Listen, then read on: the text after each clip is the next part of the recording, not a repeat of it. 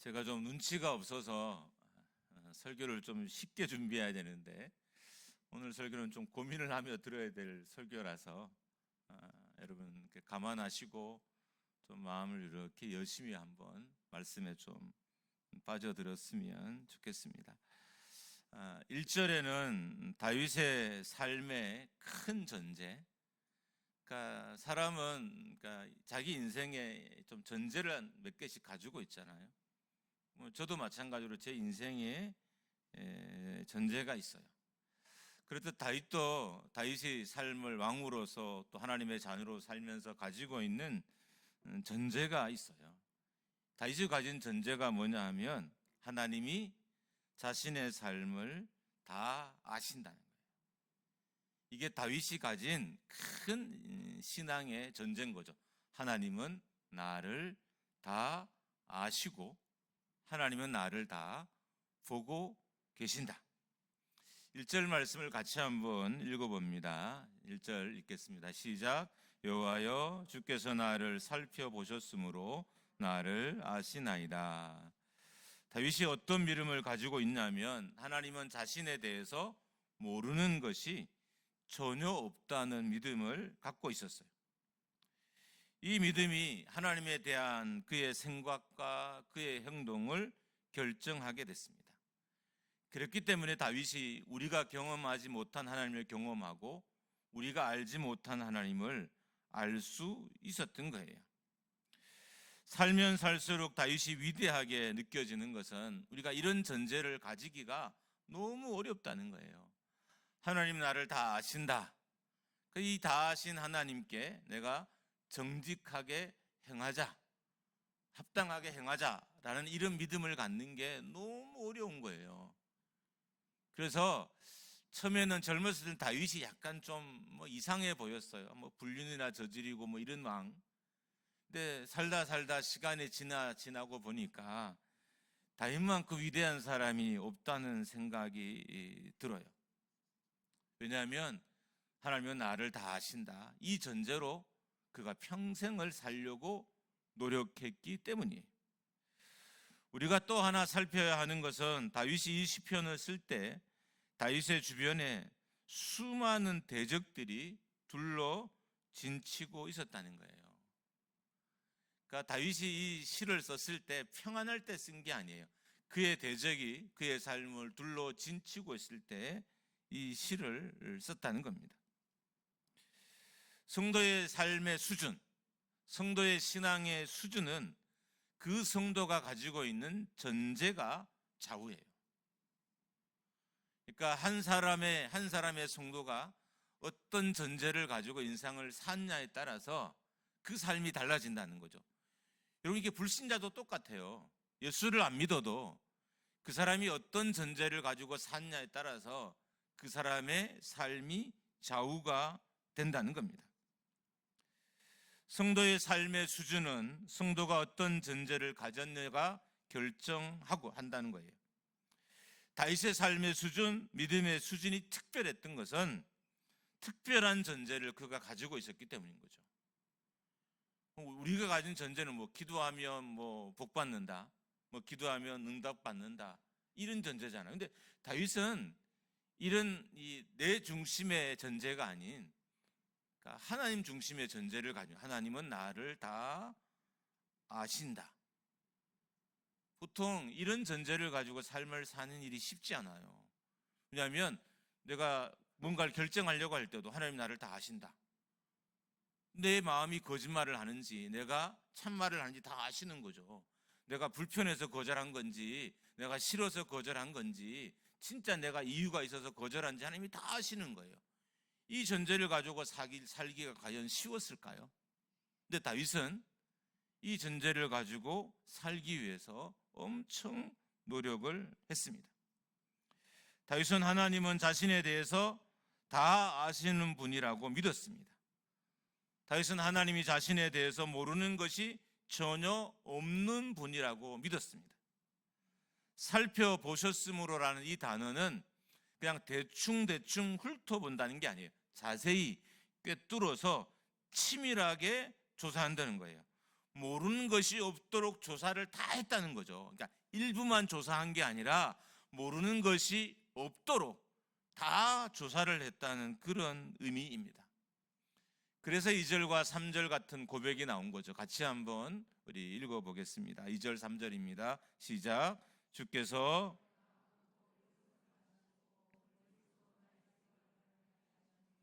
나의 모든 길과 내가 눕는 것을 살펴보셨으므로 나의 모든 행위를 익히 아시오니. 하나님은 다윗이 어떤 행동을 했는지도 아셨고 어떤 생각을 했는지도 아셨다는 거예요. 다윗이 행동했던 모든 행동들을 아시고 다윗이 결정했던 모든 결정들을 다 아시고 다윗이 생각했던 모든 생각들도 하나님은 다 아셨다는 거죠. 여기에서 안다는 이 단어는 그냥 지식적으로 아는 것이 아니라 훨씬 더 전인격적으로 훨씬 더 포괄적으로 이 알았다는 그런 의미인 거예요. 우리가 겉핥기식으로 어떤 지식에 대해서 안다는 그런 의미와는 완전히 다른 의미인 겁니다. 그러니까 지식적으로 아는 것을 넘어서서 본질적으로 다윗의 삶과 다윗의 신앙을 다 아셨다는 거예요. 그러니까 다윗의 키가 180이고 다윗이 외모가 잘생겼고 눈이 2개고 코가 하나 이런 걸 안 게 아니라는 거예요. 하나님이 다윗을 알되 다윗의 모든 것, 그의 전인격적인 모든 것들을 과거와 현재, 미래까지도 다 아시는 분이라고 다윗이 믿고 이 믿음을 전제로 다윗이 한평생을 살려고 노력했다는 겁니다. 좀 더 말씀을 드리면 거짓말이 통하지 않을 정도로 다 아신다는 거죠. 하나님, 내가 무슨 말을 하면 이게 거짓이 아닌지 다 아신다는 거예요. 내가 기도를 하면 그 기도가 진짜인지 아닌지를 안다는 거예요. 내가 봉사를 하면 이 봉사가 진짜인지 아닌지도 아시고 내가 예배를 하면 이 예배가 진짜인지 아닌지도 하나님은 다 아실 만큼 다윗에 대해서 그렇게 알고 계셨고 다윗도 그렇게 하나님의 자신을 알고 있다고 믿었던 거예요. 이 전제를 가지고 다윗이 신앙생활을 했던 것입니다. 그렇기 때문에 다윗은 하나님 앞에서 정직하려고 노력했어요. 다 아신 하나님, 모든 것을 아신 하나님에 대해서 다윗은 자신이 할 일이 하나님을 인정하는 것이 최선의 삶이라고 생각했던 거죠. 다 아신 하나님께 내가 인정하는 삶을 살자, 하나님을 인정하는 삶을 살자, 이게 다윗의 결정인 거예요. 그러니까 숨을 곳이 없다는 거죠. 내 생각도 숨을 곳이 없고, 여러분, 우리가 사람과 대화를 나누다가 자기 생각을 숨기잖아요. 사람들과 어떤 감정을 교류하다가 그 감정을 이렇게 숨기잖아요. 하나님께서는 그럴 수 없다는 거예요.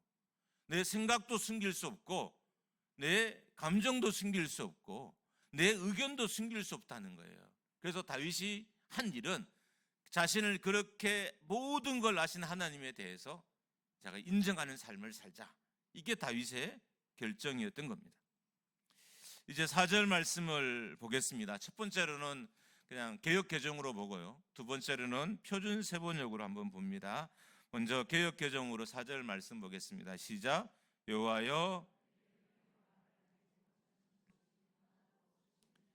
표준 세번역으로 보면 좀 더 실감 있게 들려요. 우리 4절을 표준 세번역으로 봅니다. 시작. 내가 혀를 놀려 아무 말 하지 않아도 주께서는 내가 하려는 말을 이미 다 알고 계십니다. 다윗은 하나님을 어떻게 인정했냐면 다윗이 말하지 않은 것도 아시고 말하려고 마음에 품었던 것도 다 아시는 분이라는 거죠. 단순히 몇 가지를 아는 것이 아니라 창조주로 다윗의 실체, 다윗의 삶, 다윗의 생각, 다윗의 존재에 대해서 전부 모든 것을 다 아신다고 다윗이 믿었던 거예요. 다윗은 하나님이 자신에 대해서 부모보다 더 많이 알고 동료나 신하보다도 더 많이 안다고 여겼어요. 그리고 이 사실을 다윗이 인정하려고 평생을 노력했다는 거예요. 나를 다 아시는 하나님을 내가 인정하는 삶을 살자. 여러분, 이게 얼마나 어렵겠어요. 나를 다 아는 사람에게 정직하게 말하는 게 쉬운 일일까요? 정말 어려운 일이에요. 내가 조금만 대화하면 들통이 나잖아요. 조금만 잘못 맞다면 내 말이 거짓인지 알잖아요. 자, 이런 거예요. 내가 기도하러 앉았어요. 하나님 나를 살려주십시오. 막 나를 도우시오 기도했어요. 하나님이 그 기도가 진짜인지 아닌지 아시는 거예요. 그럼 기도가 언제 들려질까요? 하나님 보시기에 그 기도가 진짜면 들어주시는 거예요. 그러니까 너무 어려운 거예요. 나를 다 아신 하나님을 하나님께 기도하는 일도 어렵고, 그 하나님을 예배하는 일도 어렵고, 그 하나님을 섬기는 일도 어려운 거예요. 근데 다윗은 그렇게 살려고 평생을 노력을 했던 사람입니다. 이런 전제 때문에 다윗에게 두 가지 습관이 생겼어요. 첫 번째 습관은 다윗은 하나님을 피할 수 없는 분으로 믿었어요. 나는 절대로 하나님을 피할 수 없는 존재다 라는 사실을 인정했다는 거예요. 7절에서 10절 좀 길지만 우리가 같이 한번 큰 목소리로 읽습니다. 시작. 내가 주의 영을 떠나 어디로 가며 주의 앞에서 어디로 피하리이까? 내가 하늘에 올라갈지라도 거기 계시며 수월에 내 자리를 펼치라도 거기 계시니이다. 내가 새벽 날개를 치며 바다 끝에 가서 거주할지라도 거기서도 주의 손이 나를 인도하시며 주의 오른손이 나를 붙드시리이다. 아멘. 자신의 삶을 살피신 하나님께서 다윗은 자신이 어디 있는지도 아신다고 믿었어요. 그러니까 어디에도 하나님이 모든 곳에 계시기 때문에 하나님의 손을 자기 인생이 피할 길이 없다고 그가 믿었다는 거예요. 하늘, 수월, 바다 끝, 그 어디에도 하나님이 다 계신다고 다윗은 믿었습니다. 이 신과는 그 당시의 신관과는 좀 달라요. 그럼 그 당시의 신관은 어떤 신관이었냐 하면 요나를 보면 좀 알 수 있어요. 요나는 다시스로 도망가면 하나님을 또 하나님의 명령을 피할 수 있다고 생각했어요. 그러니까 지역신의 개념인 거죠. 그 당시에 대부분의 사람들은 신에 대해서 지역신의 개념으로 인정했어요. 그러니까 여기서 저기를 옮기면 내게 영향력을 미칠 수 없는 신. 그래서 이 사람들은 가는 곳마다 다른 신을 찾았던 거죠. 이 동네에 가면 이 신을 찾고 저 동네에 가면 저 신을 찾고 이랬던 거예요. 일본도 똑같은 거죠. 엄청나게 많은 신들이 각 지역마다 있어요. 그래서 그 지역에 가서는 그 신을 찾아야 되는 거예요. 이게 그 당시의 신관이었습니다. 근데 다윗은 하나님에 대해서 전혀 다른 지식을 갖고 있었어요. 편재, 편만. 그러니까 어디든 계시고 어디든 충만히 계시는 분이 하나님이다. 이 무서운 지식을 다윗이 가지고 있었던 거예요. 그러니까 하나님을 피할 수 없다는 거예요. 내가 쪽방에 들어가도 피할 수 없고, 내가 다른 나라로 달아가도 피할 수 없고, 내가 숨어도 피할 수 없고, 내가 나를 가려도 피할 수 없고, 내가 하나님을 속이려고 해도 속을 수 없다는 사실을 다윗이 알았어요. 이게 다윗의 삶의 전제였던 거죠. 피할 수 없는 분.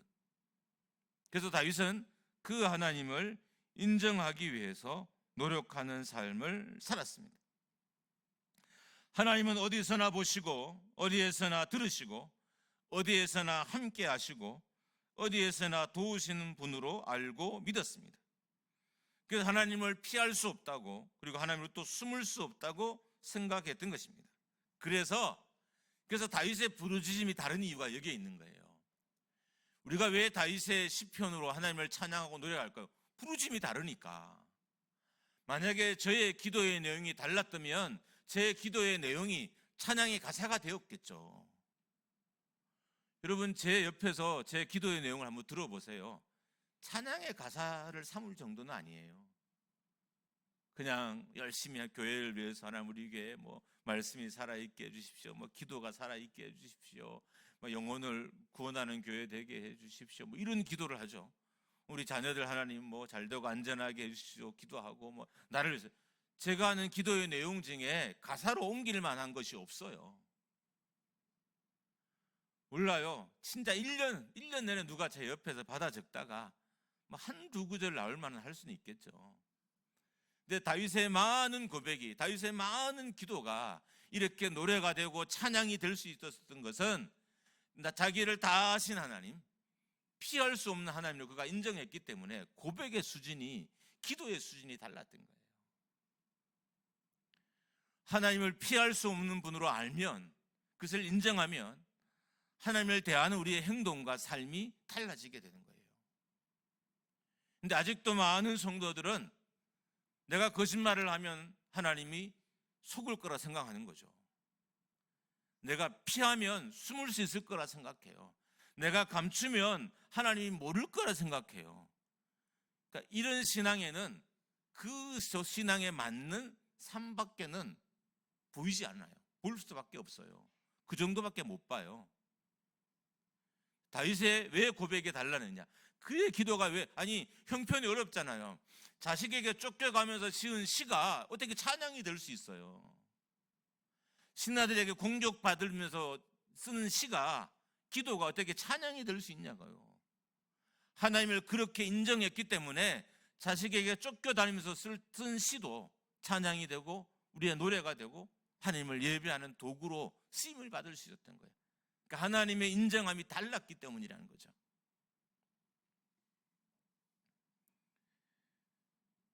우리가 볼 수 없는 곳에서도 하나님은 보시고 우리의 생각이 미치지 않은 곳에서도 계시는 분이 하나님입니다. 다윗은 이 사실을 알았어요. 그래서 그의 고백, 그의 기도가 다른 사람들과는 달랐던 것입니다. 다윗은 하나님을 피할 수 없는 분, 거짓말을 할 수 없는 분, 아주 작은 것이라도 속일 수 없는 분으로 알았습니다. 다윗은 하나님은 어디서나 보시고 어디서나 함께 계시고 어디에서도 도우시는 분이라 알았어요.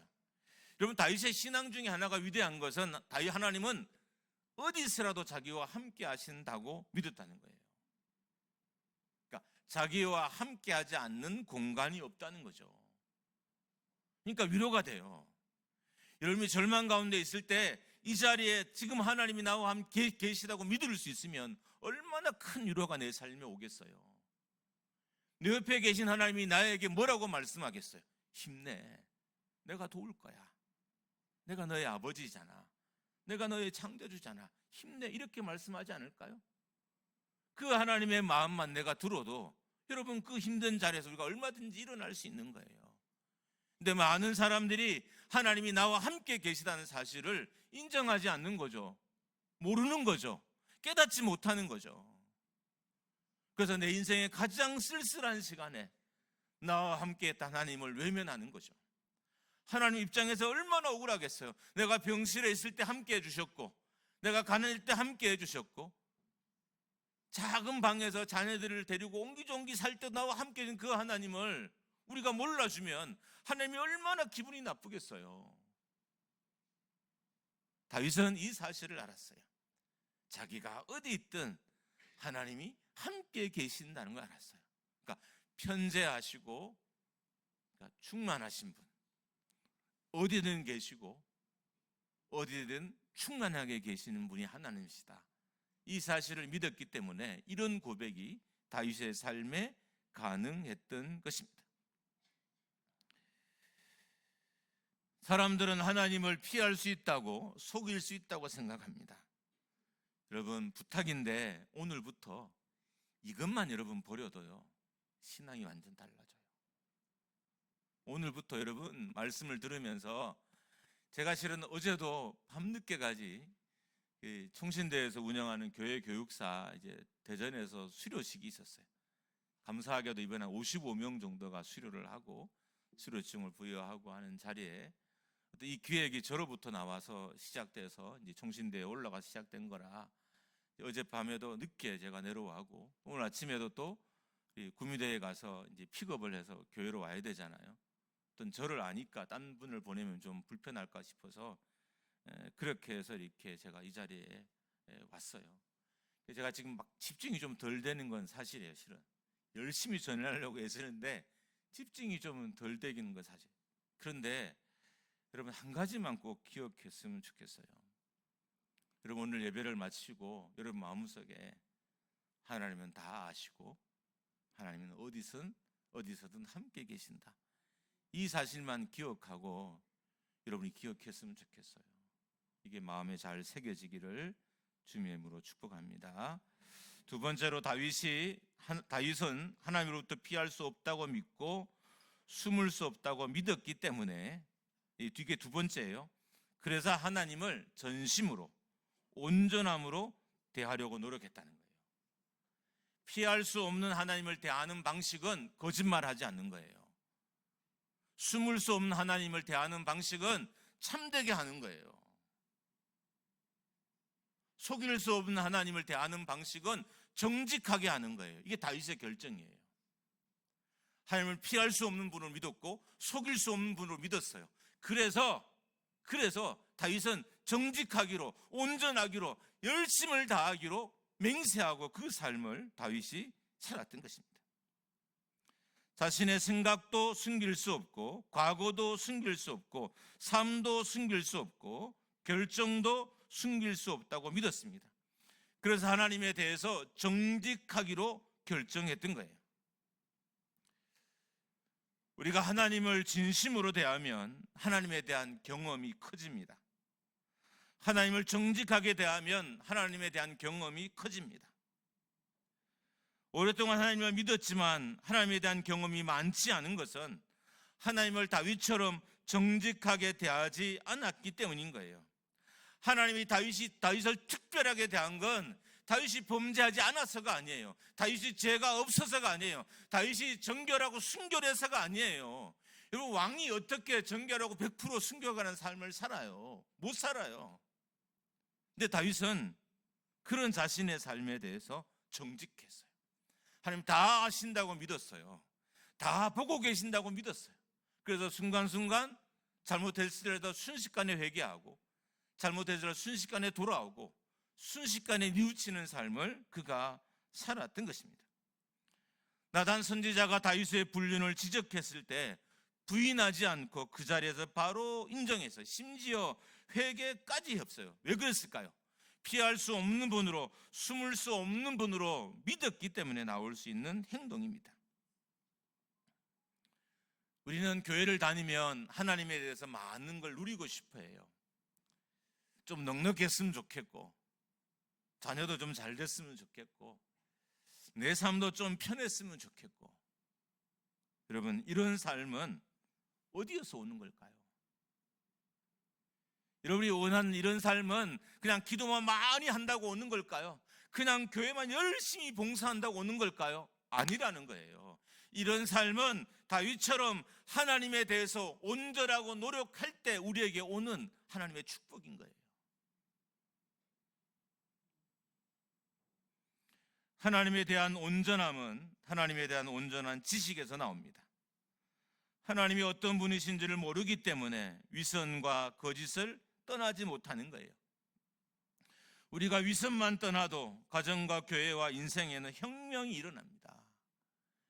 여러분, 우리가 위선만 버려도요, 우리 가정에는 혁명이 일어나요. 우리 부부 사이에도 혁명이 일어나요. 가족 안에도 혁명이 일어나요. 근데 왜 이 혁명을 경험하지 못하느냐? 왜 이 예수 그리스도의 능력을 경험하지 못하느냐? 우리가 하나님에 대해서 온전하려고 노력하지 않기 때문인 거죠.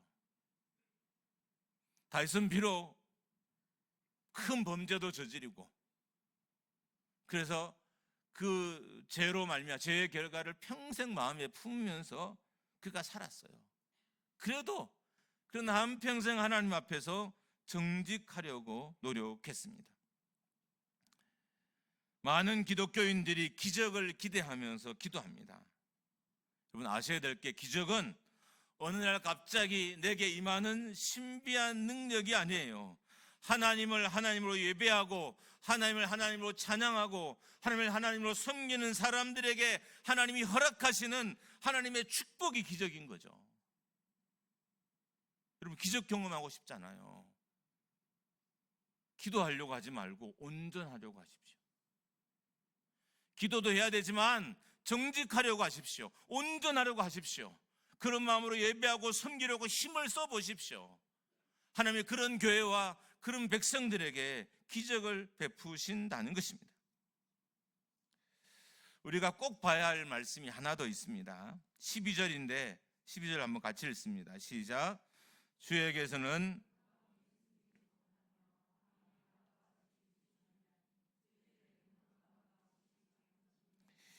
이 12절 말씀을 줄이면 이렇게 돼요. 하나님에게는 어둠과 빛이 같다.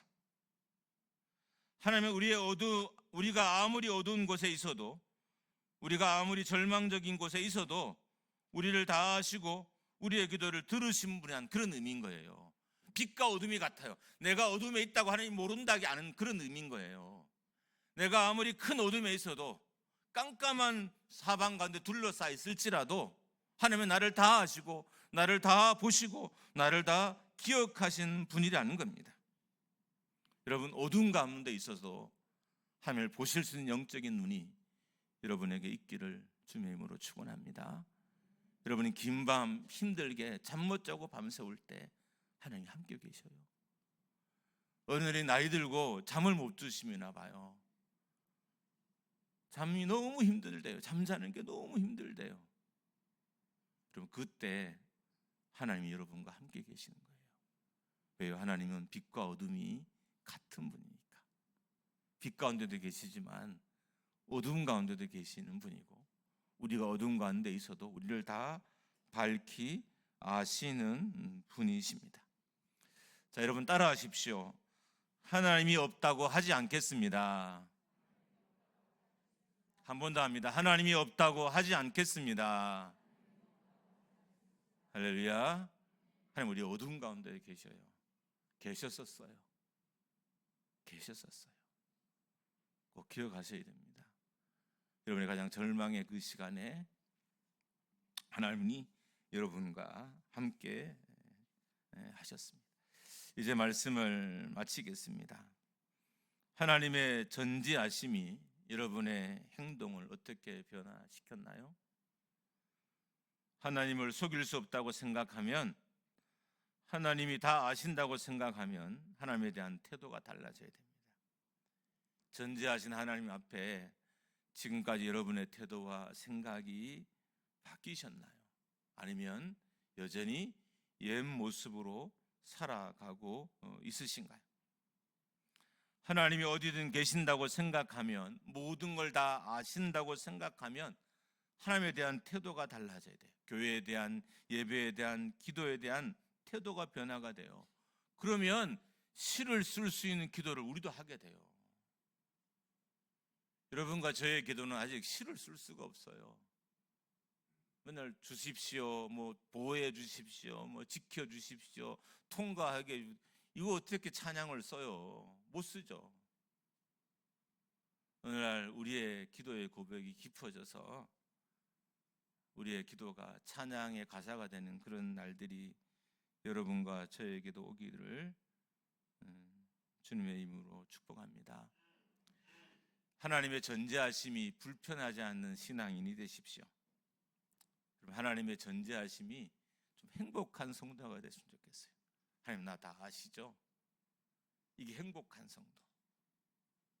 그러면 하나님으로 인해서 큰 축복을 경험하게 될 겁니다.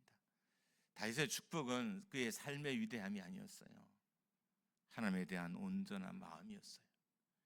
교회의 위대함도요, 그 교회가 좋은 위치에 있느냐, 좋은 성도가 많냐가 아니에요. 진짜 좋은 교회는 하나님에 대해서 태도가 바른 성도가 많은 교회가 좋은 교회예요. 우리 재단이 그렇게 되기를 주님의 이름으로 축복합니다. 함께 우리 찬양하겠습니다.